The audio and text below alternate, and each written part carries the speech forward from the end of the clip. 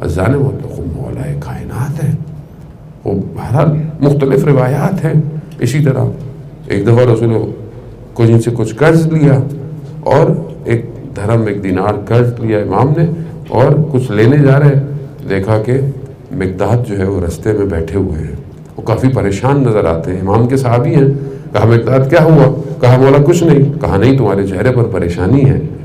کہا مولا نہیں. کہا نہیں. کہا مولا کچھ دن سے گھر میں فقر ہے.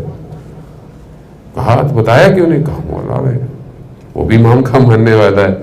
امام نے وہ جو ایک سکہ لیا وہ اس کو دے دیا. وہ روکتا رہا امام کو, امام اس کو دے کر چلے گئے. مسجد نبوی پہنچے, نماز تھی, نماز پڑھی. رسول خدا نماز کے بعد کہنے لگے علی کیا آج مجھے اپنے گھر مہمان نہیں بناؤ گے؟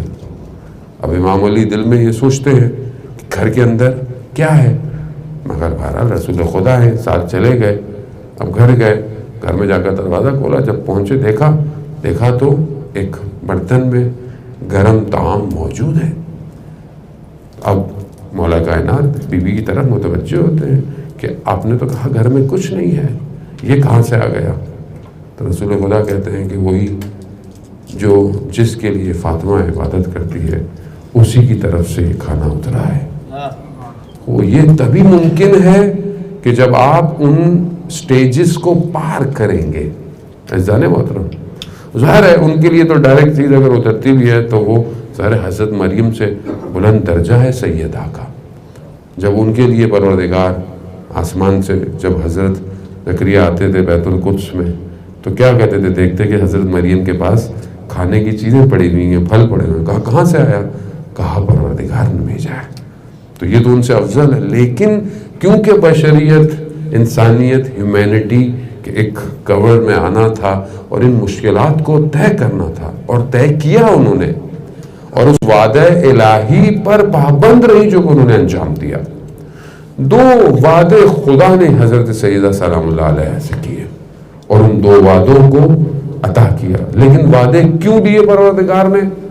کہا کہ وہ جو اصل ہدف اور اصل مقصد ہے کہ جس سے انسانیت دور ہو گئی ہے اس کی طرف انسانوں کو لے کر آنا ہے.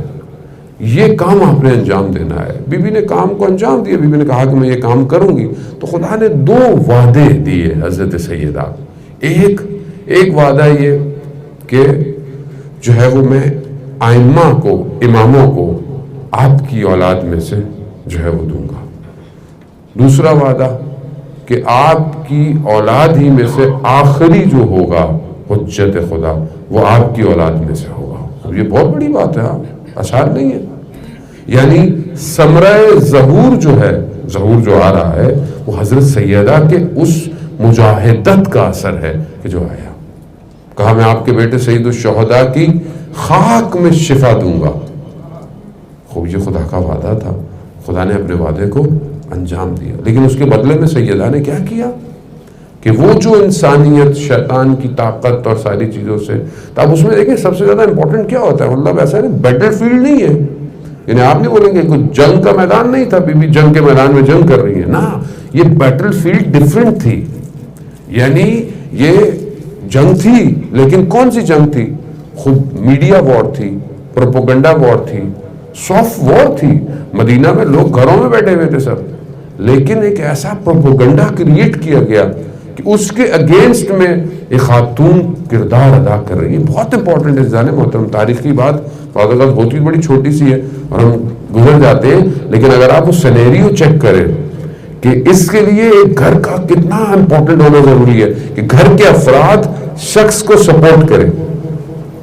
پروپیگنڈا ہے. مدینہ میں لوگ خاموش بیٹھے ہوئے ہیں, گھروں کے اندر بیٹھے ہوئے ہیں, ہل نہیں رہے. بیوی جا کے دروازے کھٹکھٹا رہی ہے کہ کیا تم غدیر کو بھول گئے؟ کیا تمہیں غدیر یاد نہیں؟ کیا تمہیں رسول کی فلانی بات یاد نہیں؟ نہیں. کتنا خوف ہے, کتنا اثر ہے, جان کا خطرہ, مال کا خطرہ. آخر دشمن نے کام کیا زمانے کے اندر بھی اور اس چیز کو.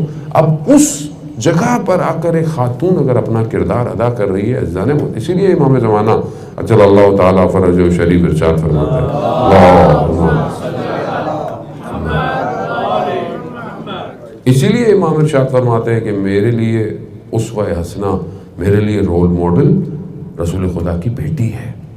اب وہ جو ٹائرنٹ ہے اس کے اندر ایک گھر کا، بہرحال میں موضوع کو انشاءاللہ آئندہ اس کو ایکسٹینڈ کروں گا، لیکن وہ جو ایک گھر کا کردار ہے نا سوسائٹی میں، ایک معاشرے میں، ایک شہر کے اندر، بہت امپورٹنٹ ہے۔ اسلام جب توجہ دے رہا ہے، قرآن کی آیات ہے فی بیوت، کہ ایسے گھر ہیں کہ جس میں اللہ کا ذکر رفعت پاتا ہے۔